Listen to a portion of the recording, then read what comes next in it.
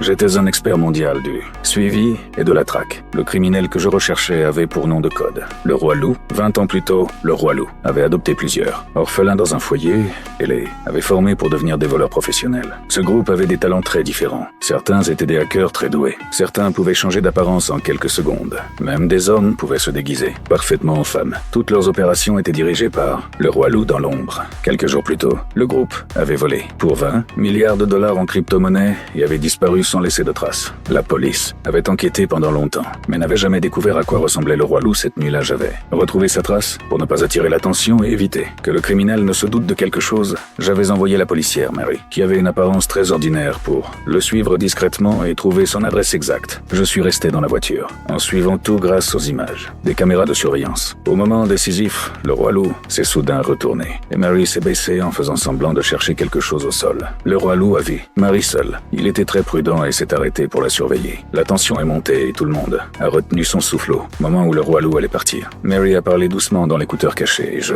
lui ai tout de suite dit de rester calme. Mais ce petit bruit a fait comprendre au Roi Loup que quelque chose n'allait pas quand le Roi Loup allait repartir. Un policier a déplacé la caméra de surveillance par erreur. Le Roi Loup a vite remarqué le problème et je me suis inquiété, mais heureusement le Roi Loup n'était pas certain d'être suivi par la police. Mary a continué à le suivre de loin et est arrivée avec lui devant un vieil immeuble. Elle a mis un écouteur pour cacher le dispositif d'écoute dans son oreille. Puis elle s'est approchée tranquillement du Roi Loup. À ce moment-là, j'ai compris que quelque chose clochait et j'ai revu les anciennes images des caméras. J'ai remarqué que le Roi Loup s'était déjà retourné et avait bien regardé. Mary, avant le Roi Loup, était très malin et s'est souvenu avoir déjà vu Mary au marché et a compris qu'elle était policière. Dans l'ascenseur, le Roi Loup a sorti un couteau de sa poche, au moment précis où les portes de l'ascenseur allaient se fermer. Je suis entré en courant. J'ai fait semblant de retirer l'écouteur de Mary et j'ai enlevé discrètement le dispositif d'écoute de son oreille. Je me suis fait passer pour le père de Mary et j'ai demandé au Roi Loup à quel étage il habitait. Mais le Roi Loup a dit qu'il devait retourner au premier étage pour prendre quelque chose. Pendant qu'il appuyait sur le bouton de l'ascenseur, il a regardé attentivement les oreilles de